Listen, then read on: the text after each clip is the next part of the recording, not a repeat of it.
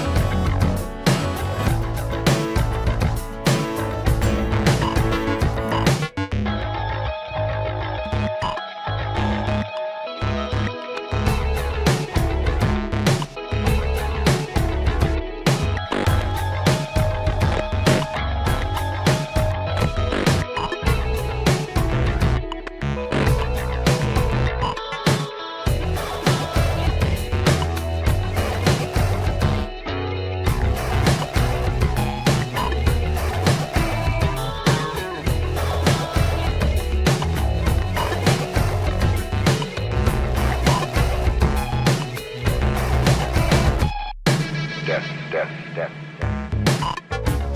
This is tremendously important to think about.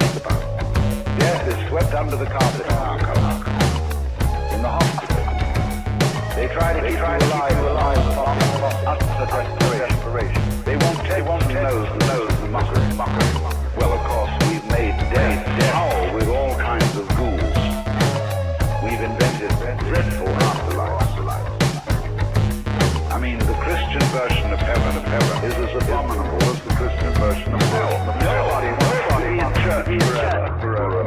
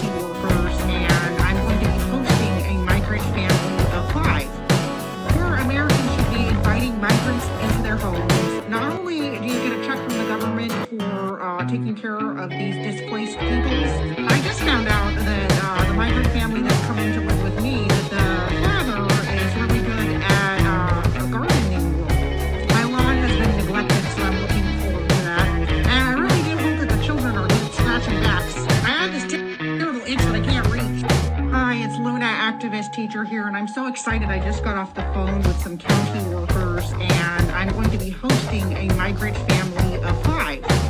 Where Americans should be inviting migrants into their homes. Not only do you get a check from the government for taking care of these displaced peoples, I just found out that the migrant family that's coming to live with me, that the father is really good at gardening work. My lawn has been neglected, so I'm looking forward.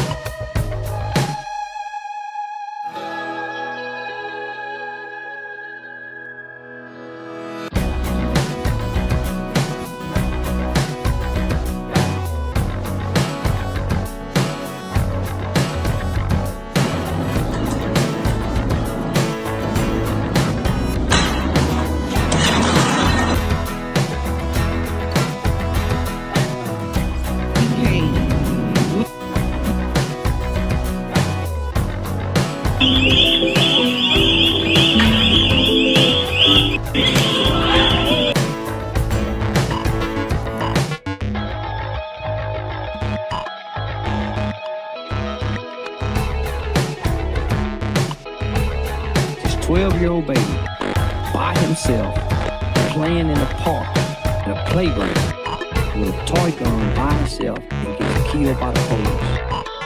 His 15-year-old sister run outside after seeing her 12-year-old brother gunned down. The police grab her, slam her on the ground, according to the footage of the video, put her in handcuffs and put her in the car. Where was the outrage for that baby? So here it is, we got George Floyd, who his last prison stint was for kicking in a woman's door. A black woman who was pregnant in the middle of the night, demanding where the money is, putting a gun to her belly, threatening to kill her and her baby. So here it is, we gonna burn down the country. Well, of course, we've made now with all kinds of ghouls. We've invented dreadful afterlife. I mean, the Christian version of heaven is as abominable as the Christian version of hell. Nobody in church forever.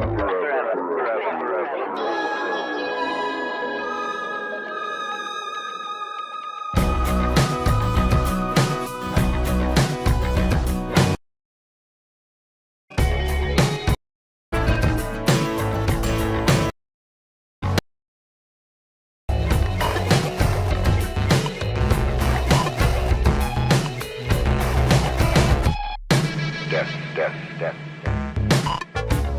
This is tremendously important to think about. Death is swept under the carpet in our culture. In the hospital, they try to keep you alive utter desperation. They won't know the mockery. Well, of course, we've made death now with all kinds of ghouls. We've invented dreadful afterlife.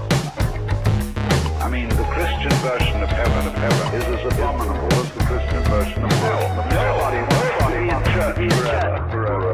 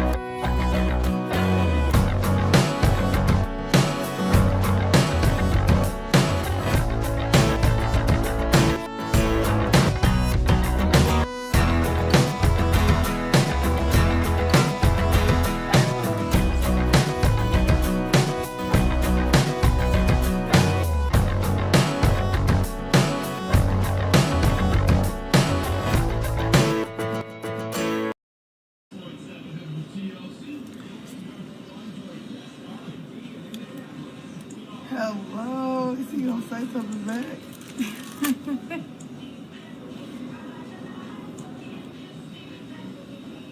Anything else for you, baby? Got it.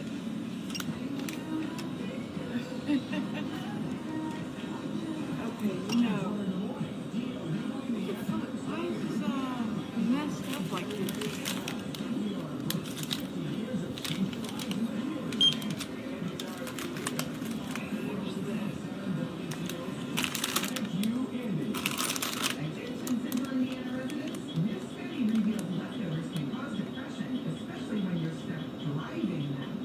You got all that on there? Yeah, I ain't, it's short. Damn, Clint, your girlfriend is tired. What'd you do to her?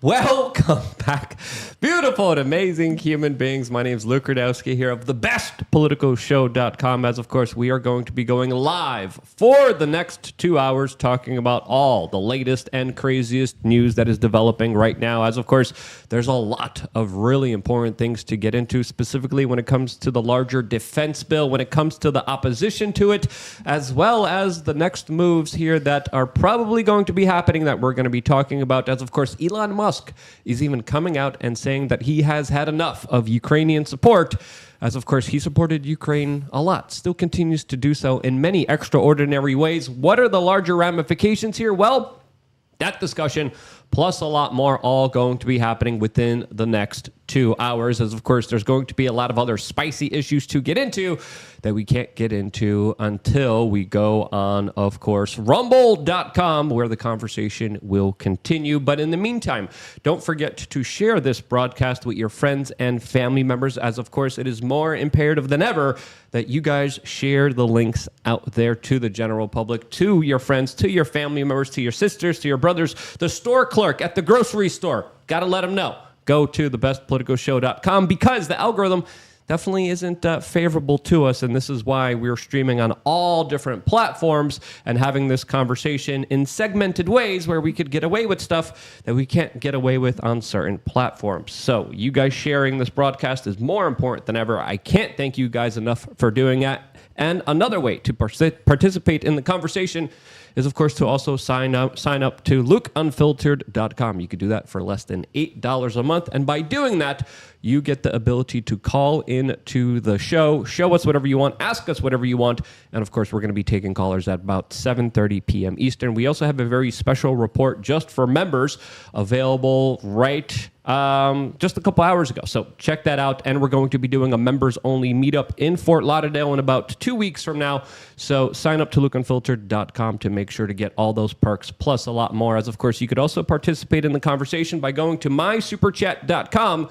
And your super chat will actually show up on screen. MySuperChat.com only takes a 3% service charge. YouTube super chats, 30%. That's a big difference there. So we really appreciate you guys using mysuperchat.com, as of course we're going to be reading every and all monetized comments, as of course it keeps this independent media organization independent, as of course we are here for you, working for you, having these conversations with some really interesting people. And one of these interesting people today is Joey Manarino.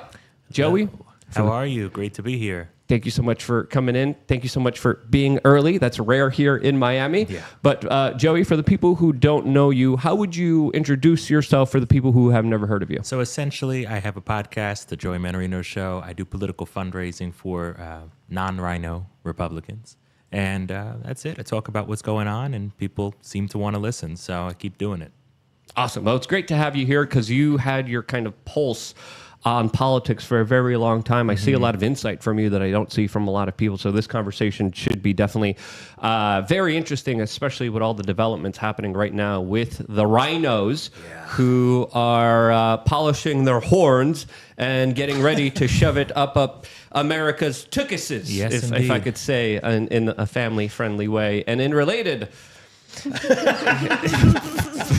news of putting things where the sun don't shine. We have Clint Russell here joining us today. Clint, how are you? Hey, I'm back and I'm not hungover today. It's going to be very energized. Clint Russell, host of Liberty Lockdown, co-host of Tower Gang. Don't subscribe to that. Definitely do subscribe to Liberty Lockdown. Got a new episode dropping at 10 o'clock Eastern this evening on YouTube, Rumble, everywhere, as well as audio podcatchers. And while I'm lecturing you on what to do, I would also encourage you to go and subscribe via your favorite podcatcher to the RSS for the best political show and Liberty Lockdown. Steph is in the building. Hey everyone, how's everyone doing today? I'm excited to get started and start this conversation. You can find me on Instagram, Steph WeAreChange. All right, let's just get right into it. As of course, today's story, I mean, I remember waking up, I'm like looking at the news. I'm like, no freaking way. The gall, the amount of chutzpah that these rhino politicians have in the Senate is just absolutely shocking. It's unnerving because they literally passed a $95 billion, quote, defense bill. It's not a defense bill. It's an offense bill. It's a military-industrial complex bill. It's a bill to give some of the most bloodthirsty special interest groups in our life any and all money that they want to continue and prolong global conflicts. $95 billion, $61 billion for Ukraine, $14 billion for Israel, $9 billion for humanitarian assistance for Gaza. Again, how much for the border? Zero. How much for the American people? Zero. What does this do to help the American people? Nothing. It hurts them. It devalues the dollar. It destroys American hegemony, as almost every single foreign policy initiative by the United States is almost deliberately shooting itself in the foot and destroying what little kind of relationships we have internationally and globally. Joey, I couldn't believe it. I was like, no wait, is this a Babylon Bee article? Are they really fooling us? But the gall here is really just the thing that has irked me the most here. Well, they hate us. Yep. They absolutely just despise the conservative movement. They despise the libertarian movement. The only thing that they're interested in is getting plushy defense contractor positions once they're gone and lobbying for that. So 22 Senate Republicans voted yes on the bill. And of course, the Democrats, I don't know the exact count because I never expect anything good out of them, but I'm sure it was the majority over there. Maybe Bernie stood against it and maybe Warren, I'm not sure. But yeah, it was just a disgrace. But I can't be surprised. The Senate Republicans are the worst Republicans of all. We never get anything good from the Senate. If you notice, even the House will occasionally do a decent thing. They passed H.R. 2. They've passed a couple of good bills. They just die in the Senate, where we are 50-50. You would think we could get something done. No, can't get anything done. We were talking about this before show, and it seems as if you have more of an understanding of the inner workings of House procedures and things like that. Isn't it unusual for the bill to begin in the Senate and then go back to the House? It happens. It happens at certain times. So the original bill included border stuff. Right. They took all the border stuff out because, God forbid, we should do anything for America. We cannot get even a majority of the Senate to agree. Now, that border bill was horrible. It was junk. Oh, yeah. It was terrible. Yeah. It was amnesty, pretty much. But imagine, you can pass a bill, strictly foreign aid, nothing for the border, easier than you can pass something that includes border stuff. It's pretty stunning when you think about it. It's not that we wanted that border bill, but they wouldn't even negotiate about the border bill to make it stronger. No, forget the border. Let's just do what we all can agree on. Funding wars across the globe. So Ukraine will get money, Israel will get money, Taiwan will get money, everybody gets money. We get to pay. We get to pay. Congratulations. It's so over the top provocative too. I mean, we're already facing potential for world war with Russia, Iran. Now you're going to go and give how many more billions of that bill is for Taiwan, which obviously is going to be very provocative to the Chinese, Communist Party. It's for the life of me, I can't figure out why they would go down this path other than, global hegemony and thinking that they could possibly win all these wars, which is totally psychotic.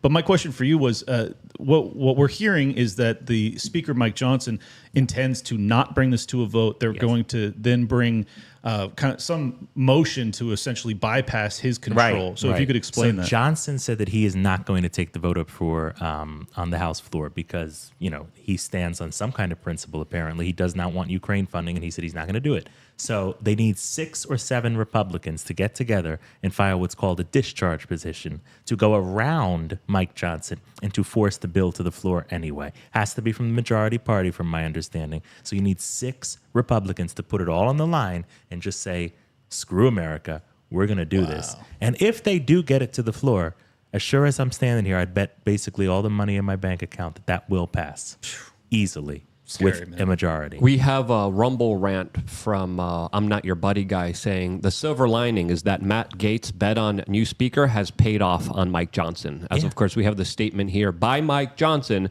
addressing his statement on, of course, the quote, Senate's failure to address the quote, most critical aspect of national security.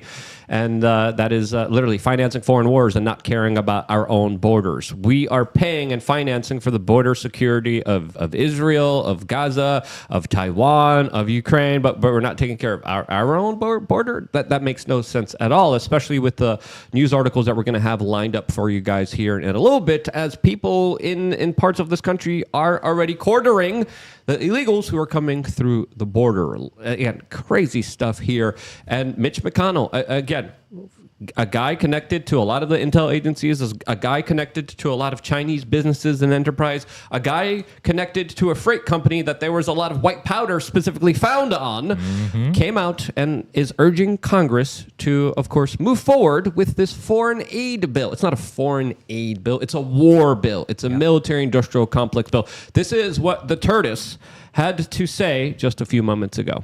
Today, the future of the world I've just described is in question. The endurance of an order in which American support is craved and American strength is feared is in doubt. And we, the United States of America, have the most to lose. Ever since we came to the aid of our allies 80 years ago, America has been an inseparable partner in the security of Europe. Not out of charity, but because our own security and prosperity is tied to it. Ever since we were attacked in 1941. Yeah, of course. Invoke literally a conflict that happened many decades ago to what's happening now. That again, the equivalency is there's none of that here. He talks like he has marbles in his mouth, but in reality, he has. I can't say whatever it here. turtles eat. We know what he know. has. No, he has the globalists. Yeah. I'll save it for Rumble, where of course we're not going to be family friendly here. But man, oh man, like this guy is so infuriating because he's allegedly a Republican. He's not. He's not. He's a globalist. He's not a Republican or a Democrat. Yeah. He's a globalist. And does he really think? I mean, all these people say, oh, Russia is going to begin its march and Putin's going to march straight through Ukraine and take Poland and take the rest of Europe. How would Putin even want to do that? How would he even manage all that territory? Does anybody talk about that? What is Putin going to do? Russia is already big. It's 150 million people, and it's one of the most massive countries on earth. What does he want more territory for? That how's he going to govern all that? He just told Tucker Carlson that explicitly like 5 days ago. I don't want it. And Right. you still have Nikki Haley and Mitt Romney and all these other rhinos that are just lying through their teeth that this is Putin's plan. It's not his plan. It's explicitly the opposite of his plan. It is fear-mongering nonsense. Yeah, he has Sevastopol. He has Crimea. He wants to make sure he continues to have it, but NATO and the West wants to take it away from him. Their only kind of warm seaport that Russia has. And, of course, this would be a major blow to the Russian kind of empire if Crimea would fall. But it doesn't make geopolitical kind of strategic sense for Russia to conquer more territory. No. They already have a good alliance with Belarus. Why invade Poland? Poland is spending a lot of their GDP on defense. They're working a lot on a potential larger conflict here. And, me being Polish myself, and I'm like, crap, this doesn't look good for my people. As, of course, the Polish people have taken on a ton of Ukrainian immigrants. We've helped them. We've taken care of them.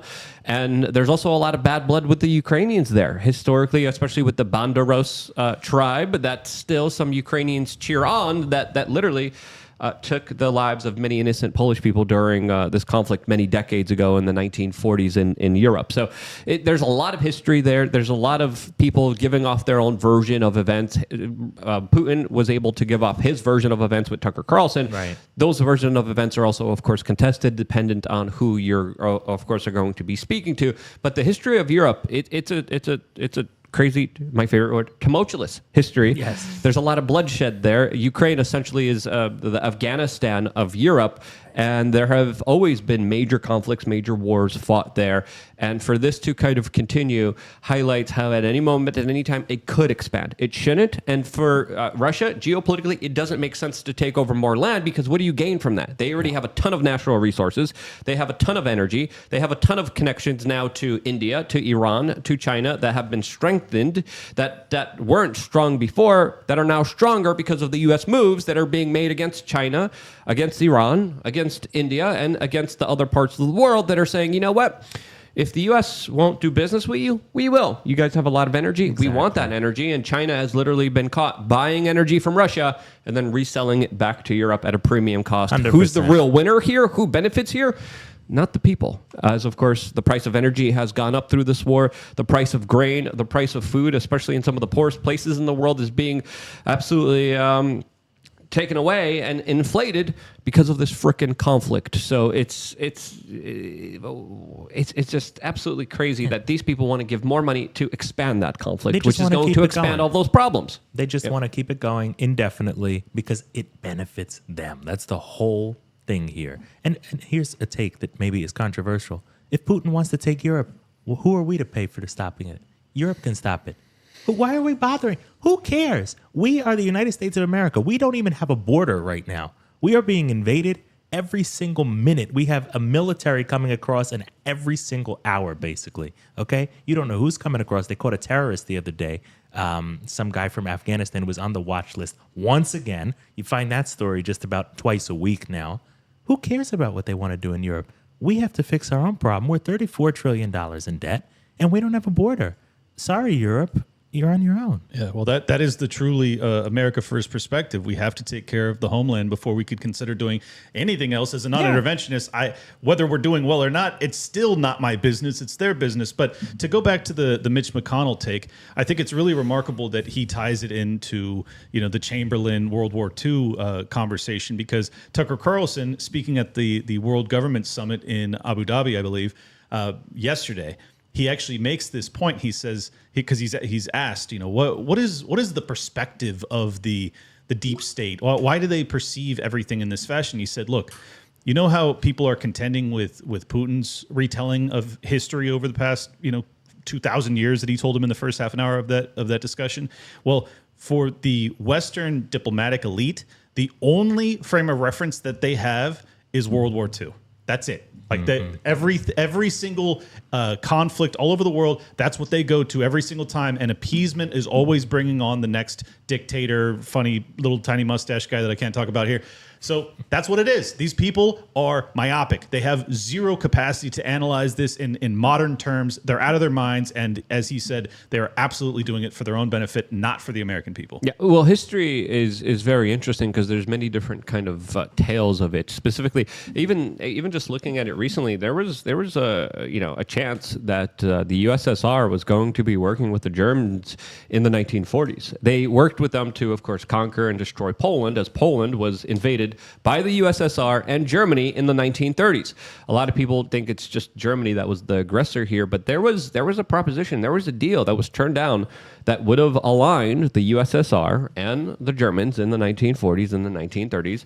And the kind of West that we have now wouldn't be the West that we're currently living in. So I think essentially that's the larger fears of a lot of kind of strategists, of a lot of kind of America foreign policy experts that are looking at this situation, that are saying no matter what happens, we can't make sure that Russia and Germany come together. That is a fear that they have that is kind of their kind of red line. And I think this is why the Nord Stream pipeline was blown up, because they were showing that they could have a cohesive relationship together. Historically, this is why they were kind of adverse to it. But if you're going to be studying history, you also have to look at the part of history of Russia usually gets destroyed during the beginning phases of war, and then when they, of course, get started, they steamroll their opposition because of their manpower, because of their natural resources, because of their factories, because of their production line that has been started up and is very difficult to, of course, slow down. So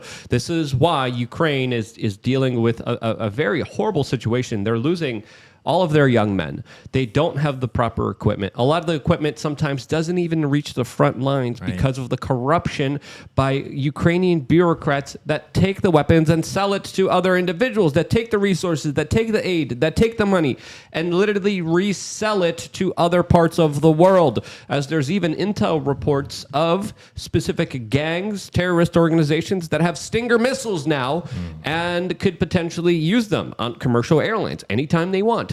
Because when you drop a whole bunch of weapons into a war conflict, into a country that is known for their corruption, you could bet your bottom dollar that is a recipe for disaster, especially if you're not tracking where the weapons are going to.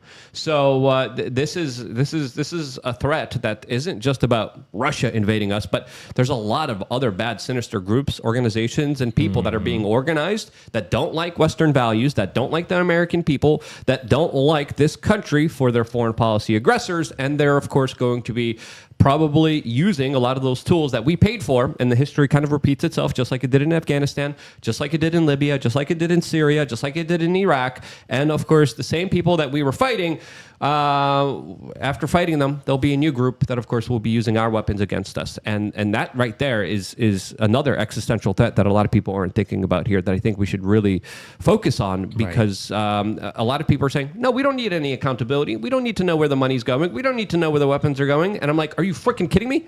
Of course you do. But American foreign policy doesn't ever think that far ahead. American foreign policy thinks about the next day, the next week. They never think that far ahead. And you know what? They know these things. They know these things. From a humanitarian perspective, we're sending money for humanitarian aid. Just think, we've killed probably 500,000 or 600,000 Ukrainian men, an entire generation wiped out, just so Mitt Romney and his little friends could get richer, basically. This is what we've done. We've slaughtered a population's generation for no reason.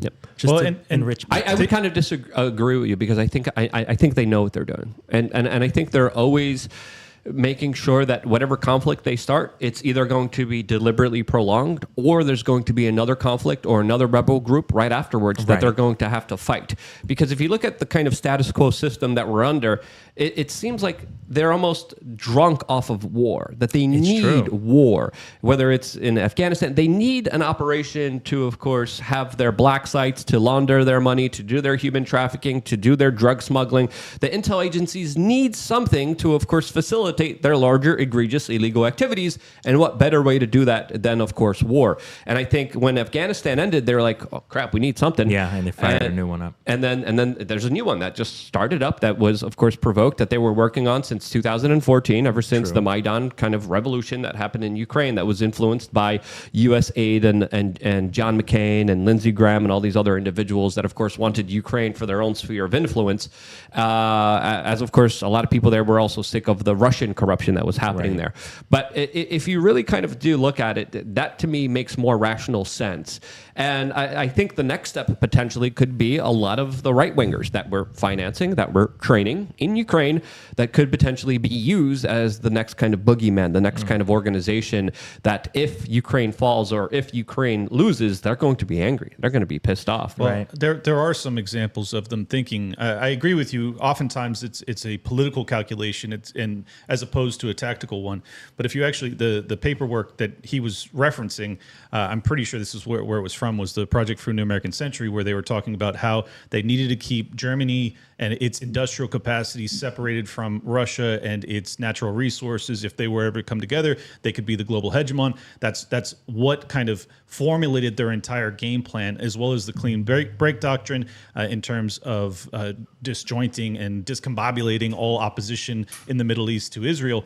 And now you see, like, that's been the plan. You also had Wesley Clark that said there were 7 nations that they wanted to topple in 7 years. They ended up doing 6 of them in about 20 years, with Iran being the final one. These people do think ahead. The problem is that when they're thinking ahead, it's extraordinarily catastrophic. So I'm very nervous about the trajectory of things, because we're really now we've kind of ran through all the nations that we could in terms of Iraq and Libya and Syria and these nations that weren't real existential threats on a military level. Now we're up against Iran, China, Russia. Like, you have to get real with yourself. Yeah. You cannot have We'll be hot war. annihilated. We'll be Yeah. annihilated. Oh, We are, our they military. will too, but I mean, it's going to be Yes, terrible. I understand, but look at who runs our military and look at who runs their military. Our Lloyd Austin is Oh, basically dying right now. He Yep. had another. He was in Walter Reed. We don't even know what's going on with him. Everybody below him doesn't even know their gender. So, like, we have a problem. We have a genuine problem. Hey, those furries, I bet they could be pretty aggressive on the battlefield. Well, I still right? put them on the front lines, but they're planning. That's the problem. They're planning. They're thinking about white rage. They're thinking about gender theory. Just think about how to win a war. But we're not trying to win a war. And Or let's think about how to avoid a war. That'd be nice for once Yeah. in my effing life. I mean, yeah. society is kind of castrating males. If you look at the kind of indoctrination that Russia puts its children through, as well as China, they're focusing on men being men. Yeah. We're doing the exact opposite of that in the West. Right. So China is working on genetic super soldiers that are going to be resistant to radiation. So they're literally in a lab tinkering and like, okay, how can we make the best super soldier? The United States, we're like, how can we make them disabled, black, in a wheelchair, and as diverse as possible to be the lower the representation of standards. what we want everyone to be? Right. And the furry at the same time. And when you look at those kind of priorities, especially with the corporate media saying, don't have any more children, it's bad for the environment, especially if you have a particular skin color. But borders, come on in. We need more people because now we're dealing with a depopulation agenda. They say those same things at the same time in different kind of messages and different articles. And it's hard not to see this as a full frontal war and assault on the American people, especially with this latest bill, especially with them saying, you know what, screw the border. We're not even going to address it. We're just going to keep it open. We're going to have people pouring on in, but we're just going to take more of your money. We're just going to take more of everything that you have, as of course, it's already difficult for you to survive, but we're going to bleed you a little bit more here because our friends need more money at the military-industrial complex. That's the infuriating thing. We got another Rumble rant from I'm Not Your Buddy guy saying, did you read the part in the foreign aid bill that would act as a landmine to the new president if they wish to withdraw from the conflict in Ukraine, essentially setting someone up for impeachment? Yes, we talked about that Last night. So check out that video. But I think that provision has been cut out of this provision, and we haven't seen. What was the senator again that brought it up and wrote an article about it? J.D. Vance. Yeah, J.D. We haven't seen J.D. Vance kind of update us of that. Well, as of yet. let me just point out real quick the obvious cognitive dissonance, and I don't know how people are getting past this. In this bill, they're literally sending munitions to Israel and aid to the people being bombed by Israel simultaneously. Like, can we even begin to comprehend how insane that is? Yeah. You're sending it to at this point, yeah, they were the defenders. Now they're basically the aggressors from my analysis. And then also the victims on both sides. Like, what are we doing? This is just so psychotic. And it demonstrates that the military-industrial complex, as well as a bunch of foreign powers, ultimately have ultimate say-so over how our political class functions, and it's to our detriment every single time. We have an article here from The Independent that reads, Elon Musk says U.S. should stop helping Ukraine defend itself against Russian invasion. Musk warns that the person to take out Putin is likely to be more hardcore than Putin. Yep. This after, of course, he did a special space on X, specifically speaking to U.S. Senator Ron Johnson as they were discussing what the Rumble rant was just talking about, specifically this landmine that was in this, quote, defense bill that would have impeached the president for stopping funding the future of the Ukrainian war. And Elon Musk's comments here, they're right on the money. He's absolutely correct. He's absolutely freaking right. And when it comes to his involvement here, we got to understand, he gives Ukraine a huge advantage over the Russians, especially with the satellite technology that he's giving them. And he has gotten nothing but pain because of it. When you look at his kind of larger proposal for a peace deal, if the people of the world, if the Western powers would have listened to his peace deal, the Ukrainian people would have been better off and would have saved face, but also saved a lot of their own land that now they're probably not going to be getting back at any time soon. As Tucker Carlson has even described, that the longer that this conflict goes on, the less chances there is of a peace deal and a negotiation. And I remember during the beginning of this conflict, CNN was saying it's going to be over in a few days. It's going to be over in 2 weeks. And I'm like, No, not with the way that things have been shaping up, not with the way that the intel agencies have been preparing for this since 2014. As of course, this war, when we're going to be looking at the history of it, this war started in 2014. Yeah. There was fighting, there was shelling in the Donbass region since 2014. Donald Trump was the first president to send lethal weapons to Ukraine. And when we look at that larger kind of decision, that larger move that was made, it is extremely significant, especially looking at the future trajectory of everything, because with the way that things are going, with the way that this election is kind of shaping up, the Democrats are not going to be losing Ukraine before Election Day. Right. So they're going to be doing everything in their power to hold on to this conflict. I remember everyone was saying 2 weeks. I was saying, hey, it could be years, it could be decades that this conflict could go on. Conflicts are very easy to kind of start. They're very hard to stop, especially with the sectarian violence that is happening in that specific region, especially with what we've seen other conflicts, especially along similar kind of ethnic lines, be fought previously beforehand. So even after the election, I think this conflict could still potentially go on for a very, very long time. The thing is, right now they want it to go on. I don't know if Trump will want to continue it. Hopefully he gets the warmongers out of his cabinet this time instead of hiring John Bolton again. But, Please. And that's no slight to Trump, but, it's just the truth. And so hopefully if he gets in there, we'll stop if we stop sending money to Ukraine, we stop sending weapons to Ukraine. This doesn't go very long. Yeah, if Bolton's in there, if Nikki Haley is in there, if Bill Barr is in there, if Kushner's in there, automatically red flags. Red flags. Like and Europe will keep trying to fund it. But if we're not pushing it anymore, 2-3 months, it's over. He says 24 hours. I don't know about that. But if Pompeo's in there, big red flag. I don't want Pompeo. I don't want Bill Barr. I don't want Nikki Haley. I don't want John Bolton. And I think right now it's an opportune time for a lot of people, even in the Trump camp, even in the kind of libertarian anarchist camp, to be like, okay, guys, we got to make sure we don't repeat these mistakes, but we got to make this an issue, and we got to talk about this, because if we continue the same way like we did previously beforehand, we could have had peace in North Korea. We could have had a major peace deal that would have opened North Korea to the rest of the world. Yeah. There wouldn't be any tensions with North Korea threatening to bomb South Korea or threatening to send missiles our way anymore, if it wasn't for John Bolton that literally destroyed that entire peace deal with just one single comment. And he said, oh yeah, North Korea talked to the media. He was like, they're just following the Libyan model. Mm-hmm. The Libyan model that, of course, if a lot of people aren't familiar with, they got rid of their, allegedly their weapons of mass destruction, their chemical weapons. And then a couple years later, the leader of that country was literally getting knifed in the you-know-what on national television, and with Hillary Clinton celebrated it, clapping and cheering like a frickin' drunk seal. We came, he saw, he died. Ha, ha, ha. That's what she said. That's what she said. As the guy's literally getting filleted on national ghouls. television. These are soulless demons when you really think about it. They celebrate death, they traffic in death, and they just enjoy every minute of it.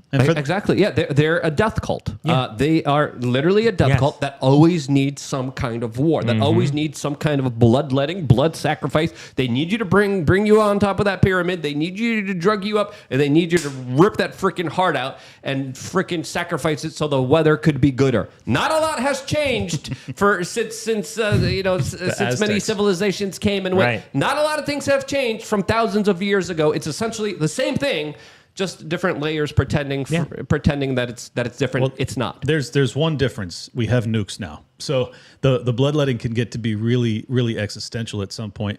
And my hope is that as this becomes more and more brazen, that like people are literally, we're going to talk about this in a second, but people are literally quartering illegal migrants in their homes. And if you're doing that while simultaneously sending $100 billion, I mean, that's a serious amount of money. And it's all printed, obviously, but they're just going to ship it out. Oh, in reality, they're not even going to ship it out. They're going to send it straight to the Boeings and Lockheeds and all of the military industrial complex contractors, and then they're going to send out munitions. And by the way, to Luke's point about whether or not we could have had peace with North Korea is currently sending munitions to Russia, We have put North Korea, which is a nuclear power, in bed with Russia, which is the largest nuclear power, which is in bed with China, which is the third or fourth largest nuclear power, with also 1.5 billion people. Oh, might I add, they're also in alignment with India, a nuclear power. They're also in alignment with Iran, not a nuclear power, but could be pretty quickly if they'd like to.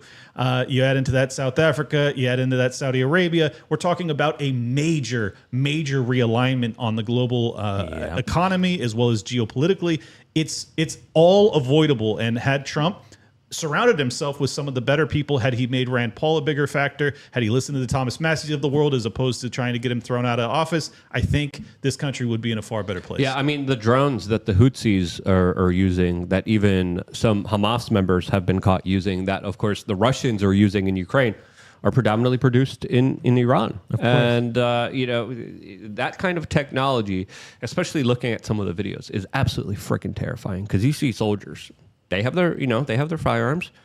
They're helpless. They are in an open field with literal robots chasing them down with explosives tied to them. That is, it's like Terminator, but like 10 times worse, especially when you see it live.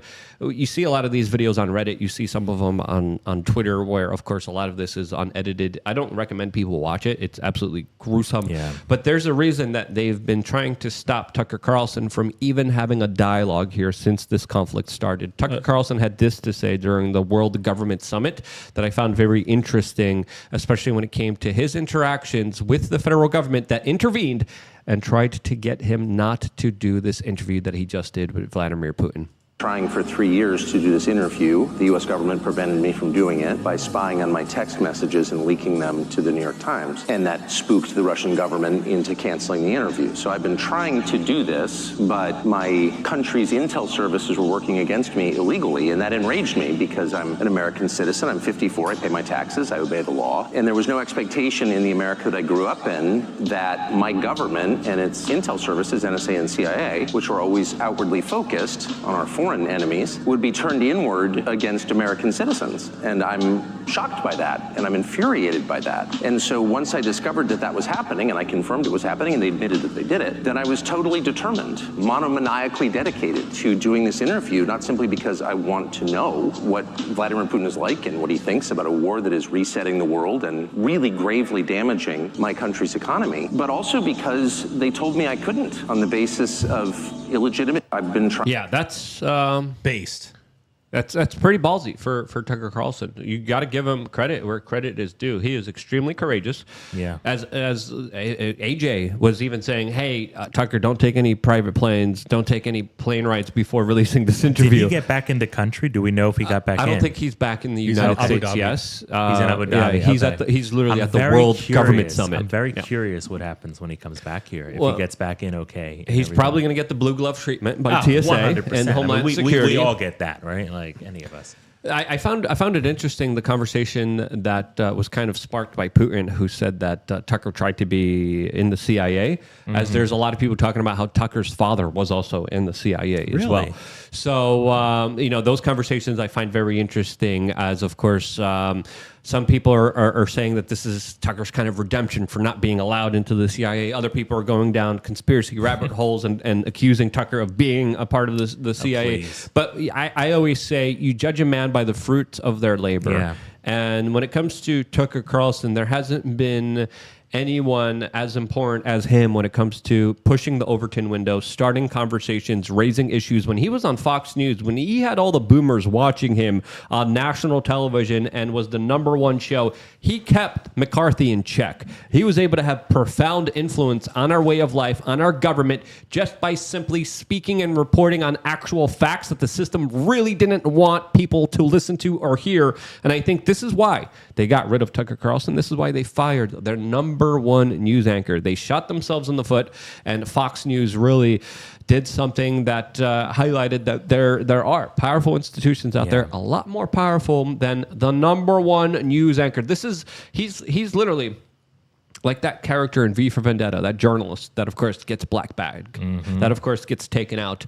And there's a lot of similarities there. But overall, Tucker Carlson, I think he's a straight shooter, and I think he has done an incredible amount of good, and I think we should protect him at all costs. Absolutely. I refuse to believe he's a CIA guy. I mean, he wouldn't be doing all this kind of good work if he was part of the CIA. Just period. I mean, square one, he wouldn't be talking about Nord Stream if he was CIA. No. Look, this is just totally. I understand people's skepticism. Everyone's deep state. Blah blah blah. Look, if you actually in that very speech, which we only played 1 minute from, which, oh my God, talk about American 101. The government told me not to, so I became monomaniacally determined to make sure that I did this interview. That is the American spirit. That is the ethos of what makes. If there is one thing that is American exceptionalism, it's the government tells us not to. We say if it's not a righteous order, we reject it entirely. And it's the chutzpah and the balls. There's a reason we have balls here. That's right. Right on the show and attached to my car as well, because that's what it freaking takes to stand up against this nonsense. But another bigger point that he made here that I think is worth focusing on is how he talked about how his communications with the Russian government were hacked and then published by the corporate media, essentially showing you how the corporate media is just another arm, another extension of the intel agencies that, of course, tell them what to report. That's the big story here. As, of course, he details the Russians got spooked. The Russians got really scared when they found out their communications were being hacked and then released by the corporate media. And I've made this point before, but the interview that he was scheduled with Putin, the one that got blown up, was before Russia invaded Ukraine. Yeah. There's a reason they did not want the largest news anchor to be having a conversation with Putin prior to his invasion of Ukraine, because had he, the narrative would have been set as to the provocations that were leading to this, the fact that Kamala Harris in November of 2020, I believe it was, goes up and talks to Stoltenberg, the head of NATO, and talks to these other intel heads, and she says, yes, the door remains open. Anyone that wants to be part of NATO can. Ukraine is included in that. That's their autonomous decision, and no one should interfere. And that was the red line, as the CIA, the current CIA director Burns, conveyed to Condoleezza Rice. This had Tucker had that interview, I think that the American people could not have been buffaloed the way that they were, and that is why they blew it up. The support and for just the war really quick, never started. What kind of low down, dirty, bottom feeding, pathetic piece of trash, a part of the corporate media, gets information from the CIA, gets private communication, and says, yeah, I'm going to release this. This is going to be great for my career. Mockingbird. I think they're compromised as well. Absolutely. I think they are all literally digging up stuff on the journalists and just saying, you must publish this, or we're going to tell your wife that you're sleeping with a dude. Or they're paid. That massage parlor that you went to? I don't believe the paid part. I think it's just blackmail straight up. Mockingbird was both. They paid them and they blackmailed. Mockingbird is a big kind of misnomer. It was through congressional hearings that we found out that the CIA had major officials at the corporate media. Mockingbird was a separate entity. A lot of people say it was Mockingbird. It's not. Mockingbird was something completely different. Well, they did have an operation to buy off journalists, did they not? It's not an operation to buy off journalists. They literally had the CIA implanted within the editorial boards of these corporate media institutions. And like Udo Ufket, a famous German mainstream media journalist, said, he literally detailed, the CIA came to me, they wrote my stories for me, and I just published it under my own name. Wow. Isn't Mockingbird like where all the news outlets are basically repeating the same thing? So it's like you're hearing the same exact word usage. So it's kind of like programming us or triggering us to congressional believe that that's we don't know. Yeah, that's the name for it, but we don't know the official name of this kind of larger operation. It hasn't been declassified, and people think Operation Mockingbird is not what people think it is. It was through the commission hearings. I'm gonna have to look this up. Church hearings. The church commission hearings that we were able to find out about the heart attack gun, that we were able to find out about everything else that the intel agencies were doing behind the scenes, which we need another one desperately now. Yeah, weren't we supposed to get a church commission? You remember this one, McCarthy? Did that ever happen? Well, there was also supposed to be a deep dive on the COVID origin. What happened with that? Whatever happened? Well, I think they at least set that up, even though it was only one hearing. But I don't think we ever got a church commission part two. Massey was supposed to lead it. Yeah. And that's one person, Massey, that I would trust. Yeah. Actually, absolutely. He's the only person in the House that I would trust to actually run that commission. But it's vitally needed. I mean, just look at the Twitter leaks. Yeah. We don't have any investigation into that. Like, what's happening? Yeah, I would definitely trust Matt Gaetz as well. But I think it's fair to say that whoever the next president of the United States is, hopefully it is Donald Trump, hopefully listens to this and isn't, again, hijacked by a lot of these intel agencies. Bill Barr, that is Pompeo. Yeah. That is, again... CIA Central, man. The head of the CIA that was appointed under Donald Trump, freaking awful. I know. Known for waterboarding, known for torturing people. You look at what happened to Assange under Trump's administration. Assange was charged under Donald Trump. A lot of people don't like to bring this up, but this is the truth here. And now more than ever, when Trump needs us, he needs to listen to us about these very specific issues. Because if there ever was an opportunity to get these issues ahead of him, to make him understand, hey, there's a lot of really kind of crazy, sinister things happening behind the scenes that we don't want to happen again. We need a new church commission hearing. We need an investigation into these people. We need to correct their wrongs, because if they're never held accountable for it, they're going to just do it again. This is why I want Vivek to be somewhere in his cabinet, if not the VP. It's like you need someone who's committed and capable to actually go after this. Am I mistaken, or was it not Pompeo that was floating the idea of assassinating Assange? Yes, no. Pompeo literally came out and said that he wanted to take him out. Yeah. Which again, they did. They caused him so much mental distress that the guy lost his mind. Okay, Julian Assange is not the same person that he was a few years ago. He used to be very articulate. He used to speak out. He used to be very intelligent. He has lost his mind because of the solitary confinement that he was put under by the Trump administration. And that right there is a crime, because the guy's not even an American journalist. No. The guy's not even American. He's not a citizen. He was a freaking middle person to whistleblowers. And the information released was true. Exactly. Right. It's not like he was spreading fake news. It's not like he was spreading disinformation. So truly, there was a wrong. It needs to be corrected. That conversation needs to start more than ever. I think what we need to do as well, remember when Trump was running the first time, he did put out a list of Supreme Court justices that he would pick. I think what would really help build a lot of trust back for a lot of people is if he would put out 2 or 3 names that he's thinking for each position in the cabinet ahead of time. I would love that. That would absolutely help me. I mean, he has my vote. He has pretty much everyone in this room's vote, because the alternative is Joe Biden. So, we have no choice. And he is who I voted for and would vote for in the primary, right? However... Well, there's a decent chance I'll be on the ballot, so I will not be voting for him. But I understand the logic. He needs to staff up. Yes. Right this time. And we cannot have that and again. This is why whoever he picks as VP is going to be very telling. Yeah. Is he going to try to court the rhinos, or is he going to court the kind of anti-establishment? Yes. It's going to be very interesting. It's going to be very telling. Someone in the chat room just said Bill Barr was AG during Ruby Ridge. I don't know if that's true Pretty or sure that's true. not. What year? What year are we talking? 91, I believe, was Ruby Ridge. I don't know yet, but I'll look it up. But there's still so much other stuff that I want to talk about, as, of course, the future of this country is in question, especially with its open border policies, as I think the Democrats are looking to stay in power forever and never to be questioned. And one way that they're doing this is, of course, by importing just new Democratic voters. We have a Rumble rant by The Red, who says, this just in: 988,000 illegal immigrants in just 43 days this year in the U.S. That's approximately 22,995 illegal immigrants every day.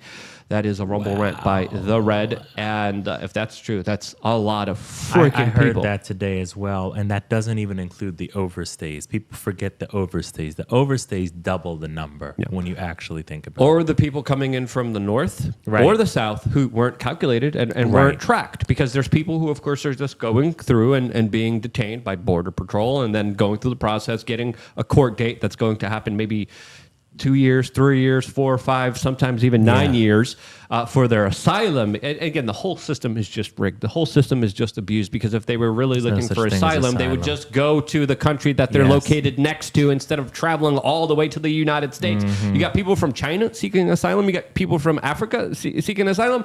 You're in South Africa. You need asylum. You go to Zimbabwe. That's the rules that they're supposed to be following. No one's following the rules. Nope. And then we have Alexandria Ocasio-Cortez being like, they're asylum seekers. Yeah, sure. No, they're not. The game is invaders. rigged. And now there's people in Boston, Massachusetts that are volunteering and taking these people into their own homes and essentially using them as slave labor. This is a clip from a local media organization in Boston that just released this report showing a Haitian family that is sharing their home with just new migrants that just walked on in. Muy difícil este tiempo. She felt bad, as any mother would. Now things are looking much brighter as they've been welcomed into Lisa Hillenbrand's Brookline apartment. Tu niña es muy alegre ahora. Sí, muy alegre. Cuando se levanta en la mañana, se dice, "Ay, Lisa." She says her daughter is very happy. When she wakes up in the morning, she says, "Hi, Lisa," and everyone starts the day smiling. It's a delight, and it's really fun having them. What I realized is there's so much prejudice against refugees, mostly because people don't know them. Lisa says she feels like she has her own personal chef, as Wildande loves cooking. ¿Te gusta la ocupación? Sí. In fact, her goal is to open up her own restaurant. Quiero tener mi propio restaurante. The couple has their work permits and they've been taking English classes. Yo cualquier trabajo va a hacer para guardar mi dinero para hacer mi futuro. They're open to. Hey, I could use some gardening work. I could use another cook here. And what the frick? This is absolutely crazy. This is something that New York City talked about implementing and doing a few months ago, with the mayor specifically saying, "Hey, some people are just going to have to give up some of their space. We're gonna pay them." But this is already happening in multiple instances, as there's many reports of families saying, "Yeah, we'll take people in," and then 3 hours later, there's an entire family outside of their home. Now, we always kind of joked saying, "Hey, if you're a liberal, if you're a Democrat, take these people into your own home." These people are actually doing it. Yeah. Do they deserve praise or did they deserve criticism?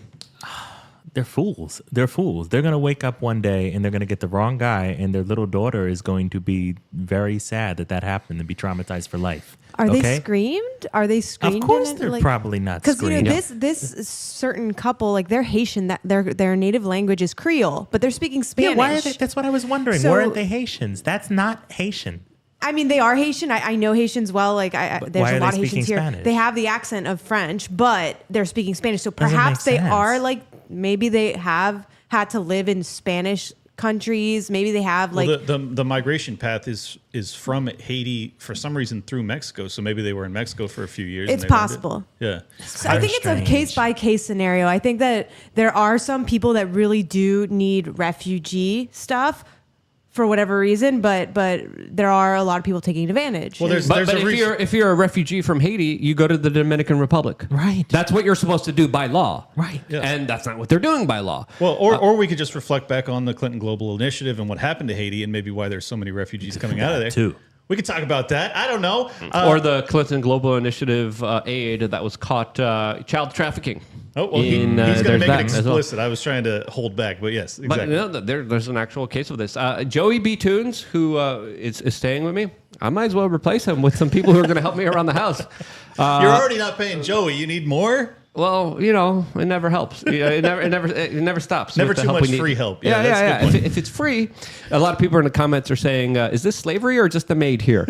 Like, I mean, look, if you're going to give someone free room and board, it's okay to ask them, I guess. But like, here's the truth: these people are the only people that are capable of doing what they're doing right now are people that have personal chefs, like they just described. The people that aren't suffering under the inflationary wave. These are very, very affluent people. Look, as far as I'm concerned, I would much prefer those that are advocating on behalf of open borders to actually bring these people into their homes and take care of them. That's more noble than those that aren't willing to lift a finger to assist these human beings, but then simultaneously want the government to address everything or handle everything. But this is obviously more about going to brunch on Sunday and saying, we took in a Haitian into our house and we're so good and we're so noble. I mean, I just don't think that this is going to last. I think It's like the new Chihuahua in your purse is now an illegal in your sofa. It's ridiculous. the new Pomeranian. Yeah, exactly. It's the new neutered child that they have that they're going to be showing. They're not to neutered, everybody. unfortunately. That's the problem. No, that's the problem. They're feral, but yeah.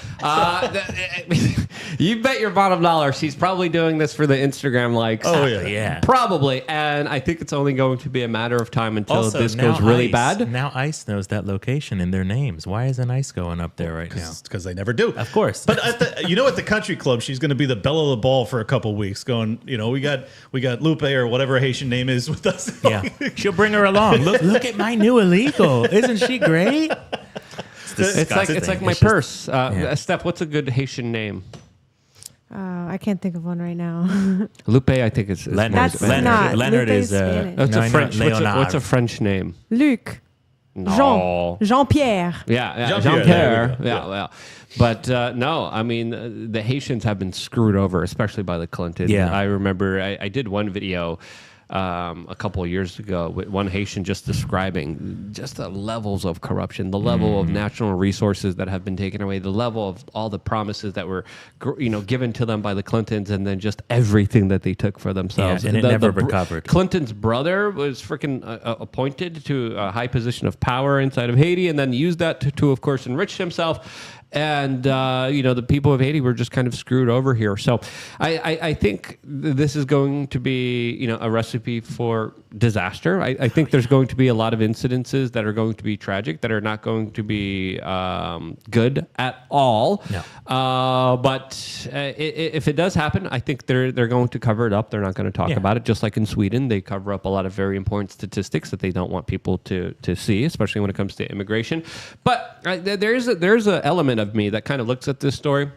It's like maybe she is doing this out of the goodness of her heart. Maybe she is trying to show off how good she is. As of course, there's always a fine line between doing good and taking credit for doing good, and then doing it for clicks and likes and social media kind of attention as well. If she has a conveyor belt of Haitians staying with her for the next decade, I'll eat my words. I would imagine that this ends within 30 days and she never welcomes another migrant into her home. But prove me wrong, lady in Los Angeles that's taking in migrants. I don't think you're going to do it. I want to follow up with these people. I want to see exactly what happens 90 day illegal. Yeah, We're gonna have a new reality this should show. be a TV show. Exactly. 90 day if there's a illegal. producer out there who's not woke and wants to do it, maybe we could get Rumble to do it and finance some of this.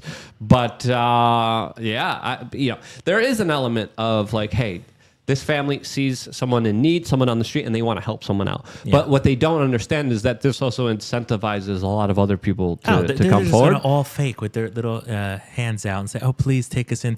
And you're going to get rapists, you're going to get killers, you're going to get all these kinds of people in, and it's not going to end well. Well, there's also squatters' rights that, especially in these democratic cities, that they could be taken advantage of. What state was that in? That, I believe, in Massachusetts. We still haven't played the rest of the clip. There's still more. Because I'll tell you, in California, if you bring someone in like that, there's a decent chance they just change the locks and then my wife is from Spain. They just tried to do this, and Pakistanis went into her grandparents' house, that one of their rental properties, and just walked in and stayed there. The only reason they managed to get them out was they caught them in under 24 hours. But these illegals, and they have classes in Spain. And if they didn't catch them in 24 hours, what would have happened? That's their property. They can stay there as long as they want. You have to do an eviction process that could take, I think she said, 2 or 3 years. Yep. So we have a similar video coming from Oregon of a guy kind of beating the system and literally getting paid to squat in people's homes. And the way that he paid to squat, you'll see the video. It's absolutely shocking and surprising. We're going to be playing that on Rumble. Let's play the rest of this news clip before we go over there, though. Work anywhere to save money for their future. In the meantime, they're enjoying their time with Lisa, their new friend for life, and their daughter's new grandmother. They are hardworking. They want to learn. They want to be successful. And I feel great helping, and I get to understand the refugee crisis from the inside. Lisa says she's so impressed by the number of people she's met right here at Brookline Town Hall meetings who've been stepping up and hosting families. She's hopeful more will do the same in the coming days and weeks. In Brookline, Aaron Logan, NBC 10 Boston. All right, the need for more migrant shelters in Massachusetts is something we've been following really closely. You can find more information about this and find out how you can actually help on our website, NBC10 Boston. How you can help. Yeah. Friends for life. They just met. People have different personalities. People get along with different people in different ways. And wow, I mean, that is just kind of shocking and surprising to see where we are at, as of course, this is going to incentivize a lot of other people to come over and be like, hey, we're gonna be hanging out with some lady. She's gonna give us food. She's gonna hook it up. And sadly, I think it's fair to say there's going to be individuals that are going to be taking Somalian advantage. Guys get there. Yeah, Just wait. There sadly will be people that are going to take advantage of this. Quick fact check for the super chatter. Bill Barr was the AG until January of 93. I think that Ruby Ridge was a few months later. 92. No, Ruby Ridge was 92. By the way. Ruby Ridge was? Yeah. Okay. Ruby Ridge was 92. I thought it was 93. My mistake. Bill Barr was deputy AG in 91. But then he was the attorney general until January of 93. So the super chatter may have been correct. What's really crazy here is that someone made a satirical video on social media. We have a video from Kelly for Tanelia, and she made a parody video saying, "Yeah, I'm just taking migrants in." This was a joke, and now it's reality. This is the video that she released that Clown World News thought was real. It wasn't. It was satire. Hi, it's Luna, activist teacher here, and I'm so excited. I just got off the phone with some county workers, and I'm going to be hosting a migrant family of 5. More Americans should be inviting migrants into their homes. Not only do you get a check from the government for taking care of these displaced peoples, I just found out that the migrant family that's coming to live with me, that the father is really good at gardening work. My lawn has been neglected, so I'm looking forward to that. And I really do hope that the children are good at scratching backs. I have this terrible itch that I can't reach. Yes, that's literally what essentially has been happening here. And it was satire just a few days ago. Now it's absolute reality. And that's coming to a lot of other places all around the United States. So, yeah. What sucks is if you're their neighbors. Because you want to put that in your house, go ahead. But if you're in an apartment complex or even in a townhome, not going to be good for the neighbors. Well, especially if this happens on a neighborhood scale and you start to have dozens that are just like conveying into these like Beverly Hills. You know what? Good. At that point, good. Let Beverly Hills can have it. Just keep it away from my neighborhood, right? What's the turnaround time? Yeah. Look, I mean, that's the issue though, is like, are you actually going to get these people jobs and get them like on their feet and have them rent out a place? And Sometimes there's rules for that. Like you can't just dilly dally. Well, I mean, there is no rules for this because this is all illegal. So there's like, what's the rule? Is it really illegal? Yeah, it's illegal to enter this country. Yes. Because the news lady kind of made it sound like there was like a place where people were coming to like sign up. No, there are, but they're all like just operating under laws that are not being enforced. Yeah, the law's not being enforced, exactly. Right. But it is illegal, for sure. All right, now we're going to be going over to rumble.com and, of course, continuing the conversation there, as, of course, you now have to take your fingers, put it on the frickin' keyboard, and just type in rumble.com/WeAreChange. As, of course, this is where we are going to continue this conversation, which is definitely going to get a lot more spicy, a lot more tumultuous, and a lot more eye-opening, as there's a lot of different things that we really wanted to say, really wanted to get into, but we couldn't here on YouTube. Fight censorship, fight for free speech. The best way you could do that is by voting with your clicks, voting with your attention, and just participating in independent media, independent broadcast, independent platforms. Rumble.com/WeAreChange is where you got to go to see. We are the this video. top selection under picks, so you can't miss it. We are? I thought we weren't there. Oh, yeah, now we are. So, yes, when you go to Rumble, go to rumble.com, scroll down, and we are the number 1 pick right now on rumble.com. So it's very easy to find us. There's no excuses here, Becky. Kyle, get your butt over there now. What are you doing? Just supporting the intel agency, multinational corporate bankster elites platforms like YouTube. What are you doing? You support independent media right now, Joey. Get on there. Rumble.com. We're on the front page. And, of course, we're going to be taking callers in about 30 minutes through members on LukeUnfiltered.com. Now, Joey, before we move over, as we get off of Twitter, as we get off of Facebook, Kick, and YouTube, where can people find you before we leave our audience You can here? go to Twitter, Joey Manarino US. Real easy. Awesome. At Liberty Lock Pod on X, and I have a new episode of Liberty Lockdown dropping at 10 Eastern tonight. In fact, that 1-minute clip that we played of Tucker at the World Government Summit, it's a 25-minute interview. I break down the entire thing because it was so damn good.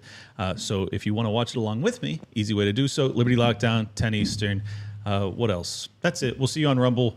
Do not delay. Go to Rumble right now.